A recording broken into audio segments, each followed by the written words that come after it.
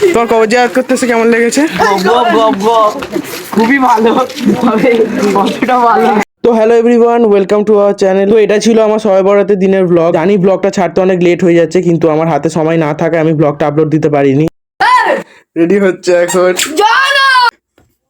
তো এটা ছিল আমার সবে বরাতের দিনের ব্লগ। তো ওয়েলকাম টু কবরস্থান ব্লগ পার্ট 2। তো এখন এখানে সাজিত রেডি হয়ে চলে এসেছে এবং আমরা সবাই মিলে এখন যাব কবরস্থানের উদ্দেশ্যে। তো যেমনটা আগের ব্লগে তোমরা জানো যে আমাদের সবে বরাতের দিনে প্রত্যেককে কবরস্থানে যেতে হয়। বেরিয়ে পড়েছিলাম কবরস্থানের উদ্দেশ্যে। তো এখন আমরা কবরস্থানে যাব এবং সেখান থেকে আজকে আমাদের কবর জিয়ারত হবে। তো এখন এখানে দোয়া চলছে গাইস। এই দিনে প্রত্যেক বছরই আমাদের কবরস্থানকে এত সুন্দরভাবে সাজানো হয় এবং মোমবাতি দিয়ে পুরো কবরস্থানটাকে এখানে সাজানো হয়েছে।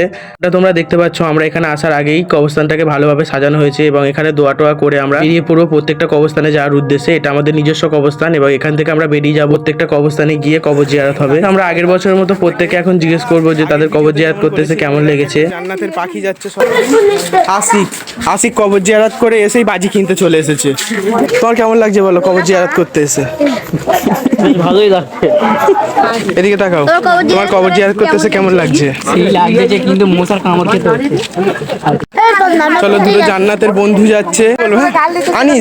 আনিস তোমার কবর জিয়ারত করতেছে কেমন লাগছে? লাগছে আমার। রাজ তোমার কবর জিয়ারত করতেছে কেমন লাগছে? ভালো লাগছে। তোমার কবর জিয়ারত করতেছে কেমন লাগছে? লাগছে দুটোর মধ্যে গাঁতে আমার পোকা হয়েছে বলে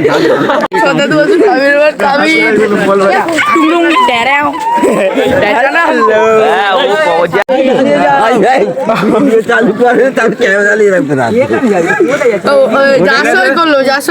নাকি যা আসল করে মজা কি মারতেছে। তো যেমনটা তোমরা দেখতে পাচ্ছ যে এখানে খুব সুন্দরভাবে সেলিব্রেশন করা হচ্ছে and অনেক লোক। তো আমাদের উত্তর বাসুলার গ্রামের পক্ষ থেকে এই দিনটাকে খুব সুন্দরভাবে সেলিব্রেশন করা হয় এবং প্রত্যেক বছরের না এবছরও কবর জিয়ারত করে আজকের দিনটাকে আমরা এইভাবেই পালন করেছিলাম। তো